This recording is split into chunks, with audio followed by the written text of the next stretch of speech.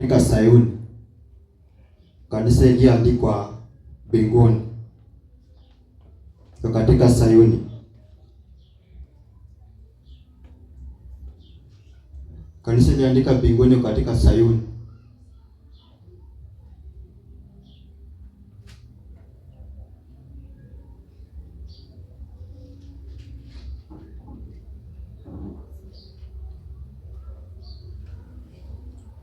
Kwa hivyo mtu anapookoka anakuwa amezaliwa Sayuni.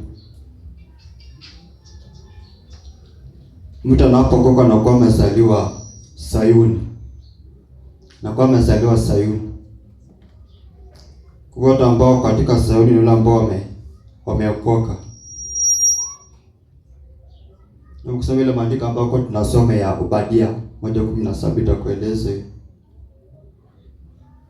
Mtu ambaye ameokoka katika mtu akiokoka anazaliwa katika Sayuni. Maana anazaliwa Sayuni. Kwa hivyo waamini wote katika Sayuni. Si kwamba na tarajia kuenda baadaye.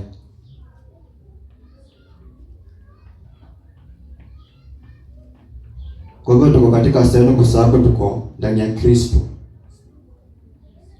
Tuko katika Sayuni kwa sababu tuko ndani ya Kristo.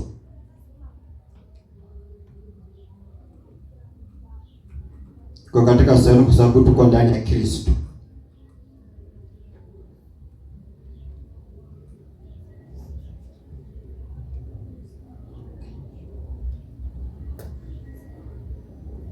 Wewe Mungu akasema kwa inamaanisha kwamba tumekuja kwa Mungu. Mungu ako Sayuni, au Mungu ako Sayuni. Kwa hivyo inamaanisha kwamba tumekuja kwa Mungu. Mungu ako Sayuni, kwa hivyo tumekuja kwa Mungu. Mungu ako Sayuni,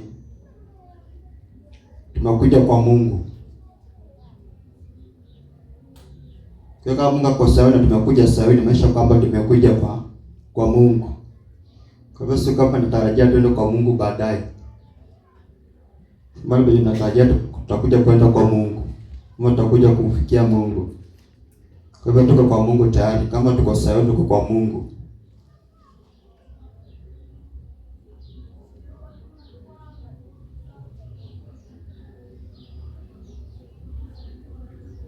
Acha tuone mtu anakujaje Sayuni. Mtu anakujaje Sayuni? Mtu anakujaje Sayuni?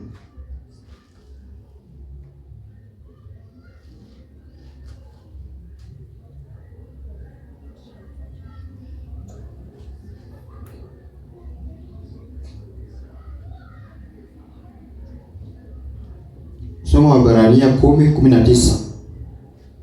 Waebrania 10:19. Hebrews 10:19. Waebrania 10:19 anasema hivi. Basi ndugu, kwa kuwa tuna ujasiri wa kupaingia patakatifu kwa damu ya Yesu. Anasema kwamba basi ndugu, kwa kuwa tuna ujasiri wa kupaingia patakatifu kwa damu ya Yesu. Kuendelea tuende anasema njia ile tuanzie iliyo mpya iliyo hai ipitaye katika pazia, yaani mwili wake, na kuwa na kuhani mkuu juu ya nyumba ya Mungu. Kwa hivyo basi ndio anasema kwamba basi ndio kwa kuwa tuna ujasiri wa kupaingia patakatifu kwa damu ya Yesu. Kwa hiyo mtu anakuja Sayuni kwa damu ya Yesu. Mtu anakuja Sayuni kwa damu ya Yesu. Mtu anakuja Sayuni kwa damu ya Yesu.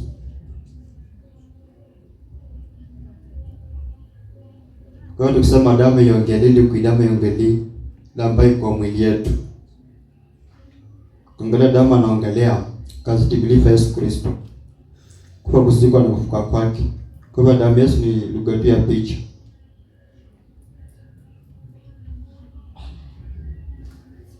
Kwa mtu anakuja Sayuni kwa kila ambacho Kristo alifanya msalabani, kufa, kuzikwa na kufufuka kwake. Hiyo ndio kigezo cha mtu kuja Sayuni.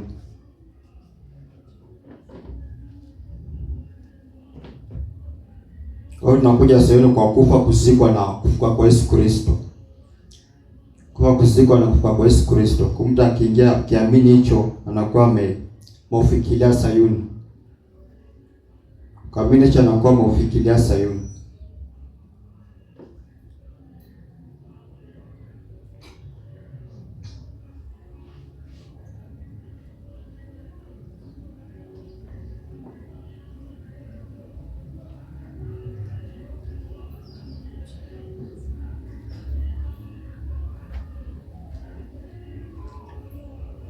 Kwa hiyo kulingana na hiyo Baralia 10:19, kwa Sayuni pia tunakuja na ambayo ni ujasiri. Ujebe katika ujasiri. Kwa hiyo tunakuja kwa ujasiri kutokana na kile ambacho Yesu amekufanya, kufa, kuzikwa na kufuka kwake. Maana pia tunakuja kwa ujasiri.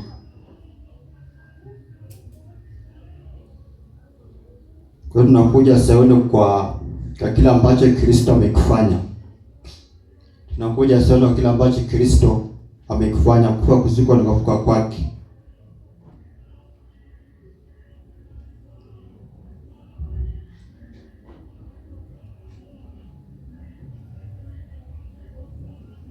Kwa hiyo mtu aliye ndani ya Sayuni, mtu ambaye amekombolewa. Kwa hiyo si mtu ambaye anaenda Sayuni akiwa na tasema kwamba atakuja kukombolewa huko, ama atakuja kukombolewa Sayuni. Sayuni inabeba watu ambao wamekombolewa. Sayuni inabeba watu ambao wamekombolewa. Kwa hivyo ibebe watu ambao wanatarajiwa kukombolewa. Ibebe watu ambao wamekombolewa.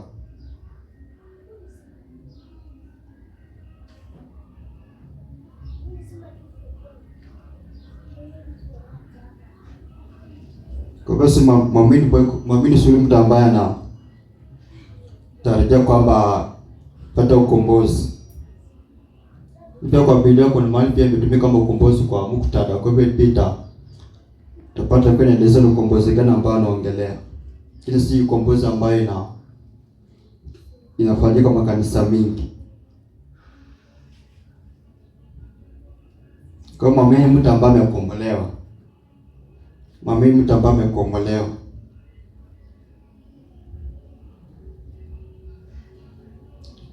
Kwa wale ambao wako katika Sayuni, wale ambao wamekuja kwa damu ya Yesu. Wale ambao katika Sayuni, au katika Sayuni, wale ambao wamekuja kwa damu ya Yesu. Wale ambao katika Sayuni, wale ambao wamekuja kwa damu ya Yesu. Tunasema kwamba damu ya Yesu ni inamaanisha kwamba sacrificial work, kama kazi yake, kufa, kuzikwa na kufuka kwake. Kwa hivyo Sayuni si kitu ambacho kinaonekana, ama ni ufalme ambao kinaonekana kama yuko duniani. Kwa hivyo ndio maana nasema kwamba tumesha ufikilia. Kama ilikuwa mahali location, mahali yake sema tumeufikilia, sema kwamba tutakuja kufikilia.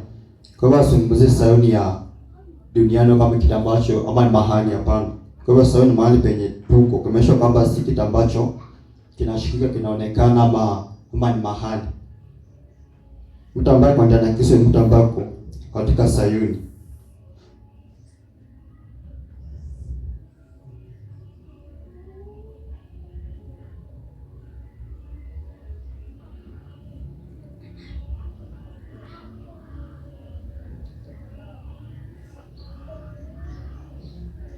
Kwa hivyo Biblia inasema kwamba Yesu amekatishwa katika mkono wa kuume. Sio kwamba sisi tumekatishwa pamoja naye. Biblia inasema kwamba Yesu amekatishwa katika mkono wa kuume. Tumesha kwamba sisi pia, wapi inasema kwamba sisi tumekatishwa na Kristo. Kwa hiyo tumekatishwa na Kristo, tumesha kwamba pia tumekatishwa katika hiyo mkono wa kuume, ama tumekatishwa katika Sayuni.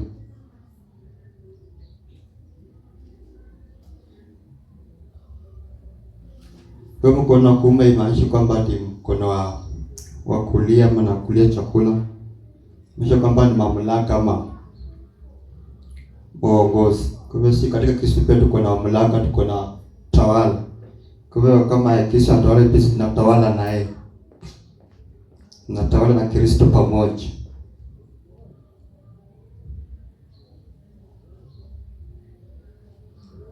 Tusoma Obadia, tuko hiyo Obadia 1:17.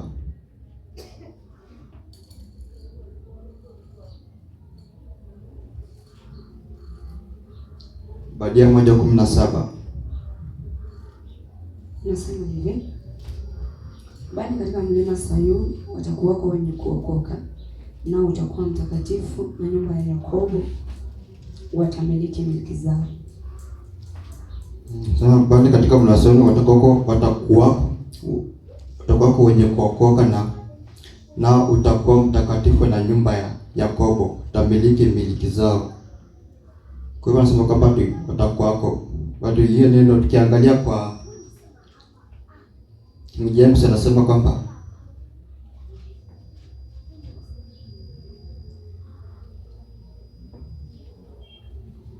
Jesus said, but upon Mount Zion shall be deliverance, and there shall be holiness, and the house of Jacob shall possess their possession. Kwa hivyo kaangalia kwa Hebrews inaonyesha kitu ambacho kitakuwa kishatendeka tayari.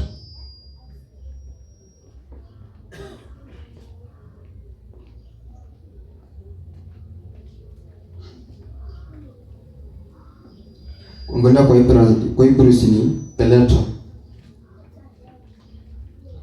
PE, hiyo neno ndio anasema kuokoka. Kwa Hebrews ni Peleta ni PE, Peleta ni PE LE YTAH PE LE YTAH Peleta. Kama kaangalia na Peleta mwe deliverance, nazungumzia watu ambao wamekombolewa, watu ambao wameshapokea ukombozi tayari, watu ambao wameshaokoka tayari. Kwa hivyo kanda wajui ninasema kwamba inaonyesha tofauti. Naongelea kitu ambacho kimeshatendeka. Kuonyesha kwamba Obadia wakisema kwamba katika mlima Sayuni tukako na watu ambao wameshakombolewa, watu ambao wameshaokoka, watu ambao wameshawekwa huru. Ndio kwa lugha asili ndio iko ndio Biblia ndio kwa lugha asili.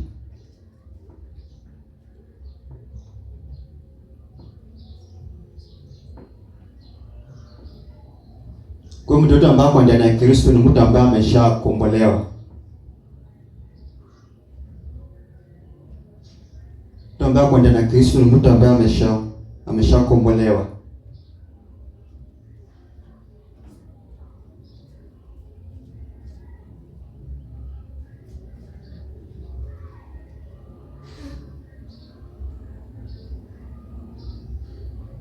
Basi nilisema sasa nasema kwamba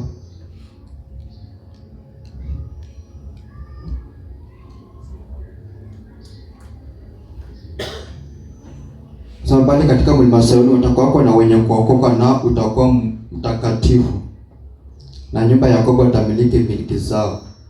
Kwa hiyo tuko na milki, anazungumzia hiyo utakatifu, na ambayo sema na Yakobo atakuja kumiliki. Kwa hivyo kwa anazungumzia kumiliki vitu za dunia na mambo mengine. Kwa hiyo utakatifu pale ndio ambao utamiliki ndani ya Kristo, unapata ndani ya Kristo. Kwa hiyo mtu ambaye kwa ndani ya Kristo ni mtu mtakatifu. Mtu ambaye kwa ndani ya Kristo ni mtu mtakatifu.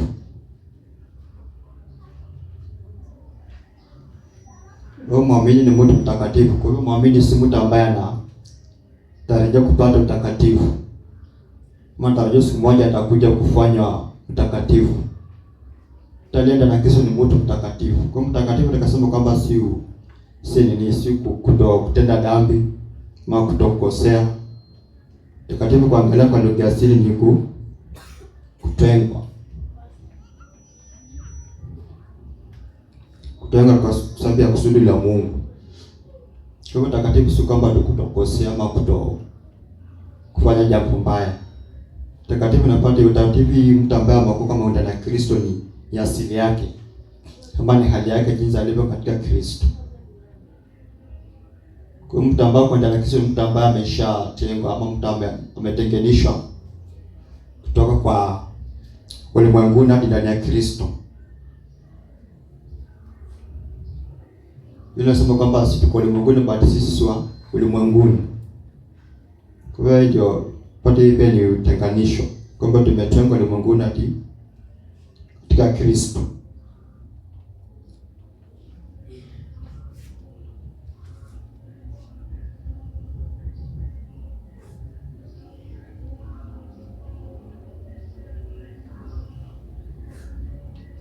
Nataka tuangalie mambo matatu hapo ya. Kuna neno ukombozi. Tuangalie neno ukombozi. Ukombozi, mkombozi. Ukombozi. Mkombozi.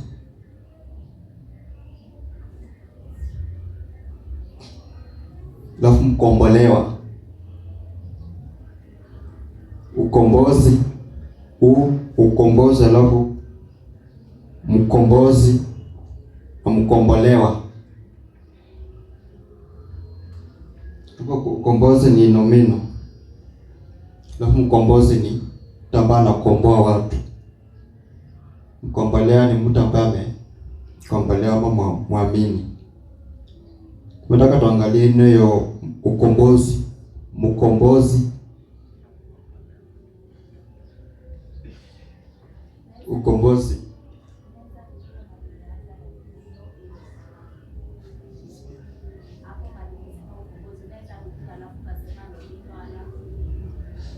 Kwa neno ukombozi, ukombozi pale, ukombozi ambao deliverance, hiyo ni nomino. Ukombozi ambayo ni deliverance kwa English. Mwacha niweke mimi kwa English ndio. Kwa hiyo ukombozi ni deliverance, mkombozi ni deliverer. Mkombozi deliverer, alafu mkombolewa ni delivered.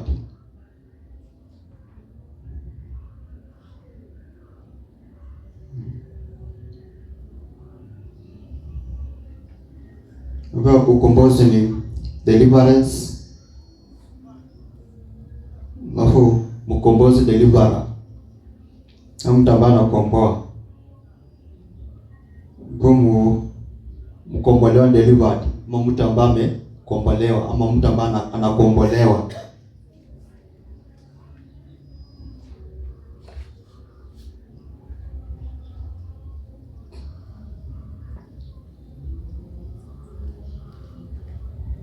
Kwa hiyo nataka tuanze neno ya ukombozi. Ukombozi ama deliverance. Ukombozi.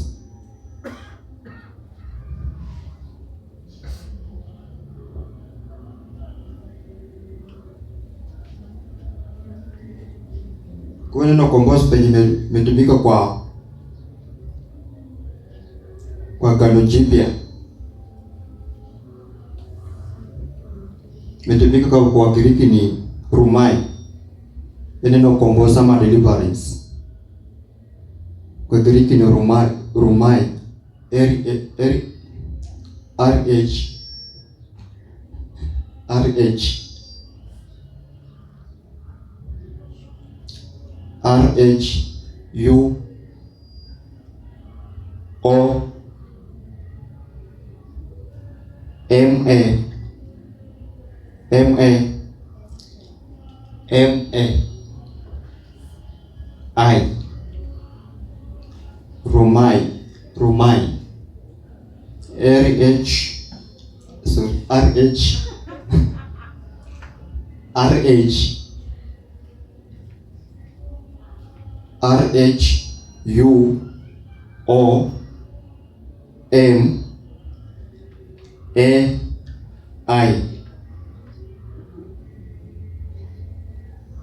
Jina imetumika kwa Agano Jipya ama New Testament. Baada ya maisha tu rescue.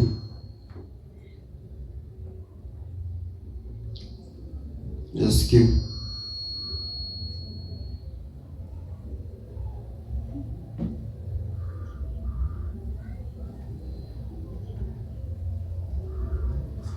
Kwa penye Roma imetumika ama ukombozi penye imetumika kwa Agano Jipya, kwa inamaanisha na rescue mtu ama unaokoa mtu hadi kwa kama ama anakuwa miliki yako, anakuwa mali yako. Kwa hivyo unaokoa mtu anakuwa miliki yako. Hiyo ndio deliverance ama rumai kwa Kiriki.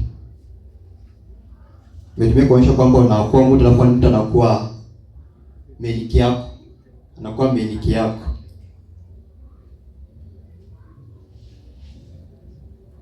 Kwa hivyo si kwamba unaokoa mtu alafu unamwacha tu hivyo. Bali unaokoa mtu alafu mtu anakuwa miliki yako, kama anakuwa chini ya mamlaka yako.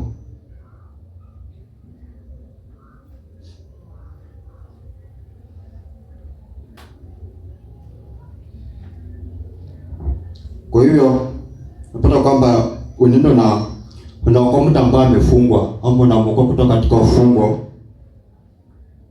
alafu unammiliki, ama anakuwa mali yako.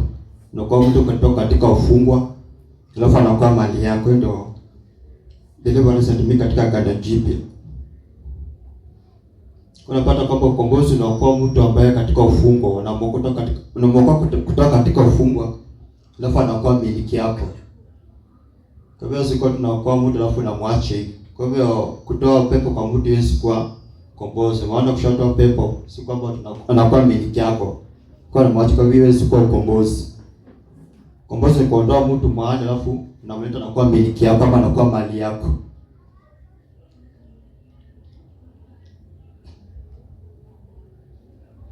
Kwa hivyo deliverance ni kuokoa mtu alafu anakuwa mali yako ama miliki, unaumiliki.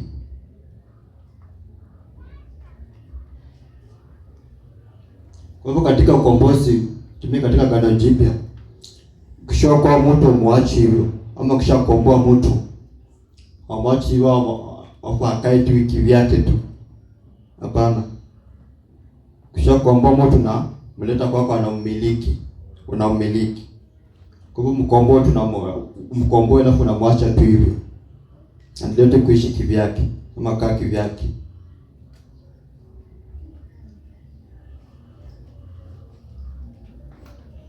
Kwa mtu ambaye amekombolewa, akishakombolewa anakuja na kuwa na mkombozi.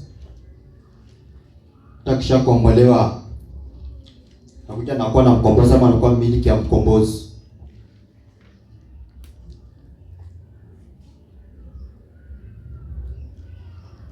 Kwa wakati Mungu alitukomboa, kutukomboa tunakaa ama alikomboa kutoka katika nguvu za giza kulingana na Kolosai 1:13. Kwa hivyo kutukomboa akatuacha hilo. Hatukomboa akatuleta kwake, tukakuwa miliki yake.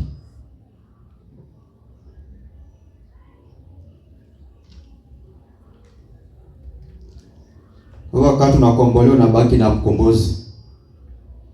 Wakati unakombolewa na kuna baki na mkombozi. Si kwamba mkombozi anakukomboa alafu anakuachilia hivyo.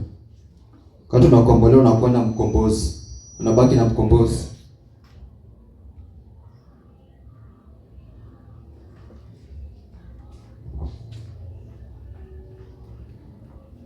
Kwa hivyo katika ukombozi ni kama rumai,